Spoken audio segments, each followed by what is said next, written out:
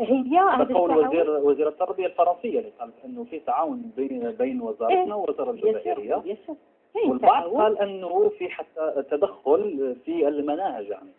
لا، ما كانش تدخل في المناهج، وانا قلتها يعني لما في اليوم البرلماني شافوا الخبراء اللي موجودين في اللجنة الوطنية للمناهج، نظن باللي خصنا نعترفوا بالكفاءات تاعنا، كفاءات وطنية اللي عندهم تجربة، عندهم خبرة، عندهم أقدمية في هذا الميدان. ولكن دائما محتاجين باش نتفتحوا على العالم، والشيء اللي يهمنا وهي المنهجية وليس النتائج. الشيء اللي يهمنا كيف إذا نأخذ مسألة المشروع المؤسسة، كيف تم القيادة في مؤسسة، وكيف نفذ مشروع مؤسسة. هي المهم ماهوش المحتوى تاع المشروع، وهي سي نون با لو كونتوني مي سي لو كومون فير.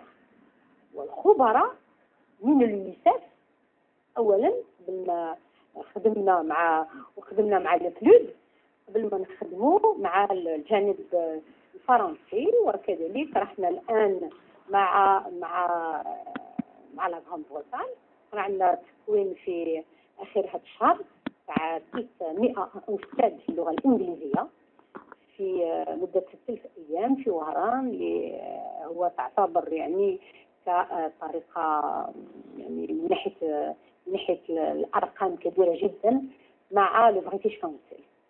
طيب كيف تفسر الوزيره فيما يخص هذا الجانب كذلك؟ كيف تفسر الوزيره يعني ضعف التلاميذ في نتائجهم في ماده الفرنسيه ومقارنه باللغه الانجليزيه؟ يعني التلميذ الجزائري اصبح يتقن هذه اللغه لانه يتحكم في بعض التكنولوجيات مقارنه بالفرنسيه، ودعوت الكثير من النواب على أن الجزائر تعتمد اللغة الإنجليزية كلغة يعني ثانية تدرس بعد العربية في المدارس.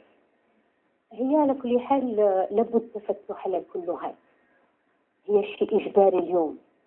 ما نقدروا نتكفاو لا بلغة ولا بلغتين، هي الأقل 3 لغات أولا. ثانيا مسألة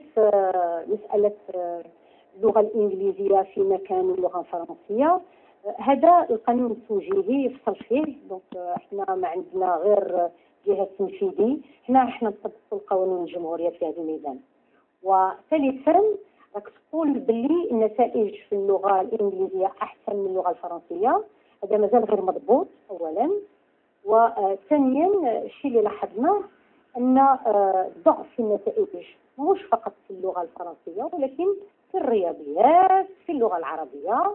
ومن خلال الدراسة اللي راها تقوم بها الآن مجموعة قوية من الخبراء جامعيين جزائريين وأساتذة مفتشين، راهم يدرسوا نتائج من خلال الورق تاع الامتحانات تاع لا سانتيام وتاع السنة الرابعة المتوسط وفي سنة ثالثة ثانوي، أن يدرسوا كل الأخطاء اللي